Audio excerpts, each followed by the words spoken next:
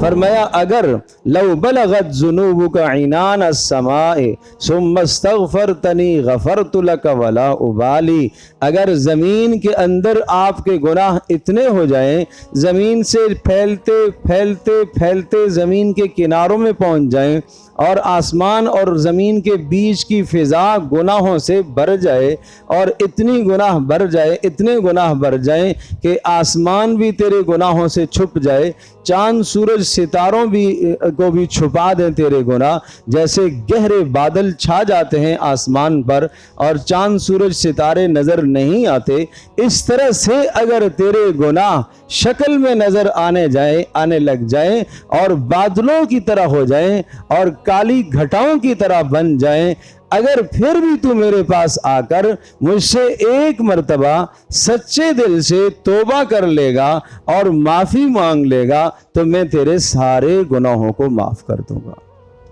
یہ اللہ کریم ہے بھائی۔ اے اللہ کب تک تو معاف کرے گا؟ کہا موت سے پہلے جب بھی مانگو گے معاف کر دوں گا۔ اچھا موت کب آئے گی؟ نہیں، موت کا وقت نہیں بتاتا۔ اے اللہ بتا دے تو ہم وقت سے پہلے معافی مانگ لیں گے، نہیں، وقت نہیں متعین بتایا۔ اللہ کے ہاں تو متعین ہے، لیکن مجھے اور آپ کو نہیں معلوم۔ میں اور آپ ہر زندگی کا دن اس طرح سے گزاریں شاید یہ زندگی کا آخری دن ہو۔ میں اور آپ یہ رمضان اس طرح سے گزاریں شاید یہ رمضان زندگی کا آخری رمضان ہو۔ میں صبح اٹھوں تو یہ امید رکھوں کہ شاید شام تک مجھے زندگی میسر نہ ہو، شام ہو تو شاید صبح تک مجھے زندگی میسر نہ ہو، میری زندگی کا کوئی بھروسہ نہیں۔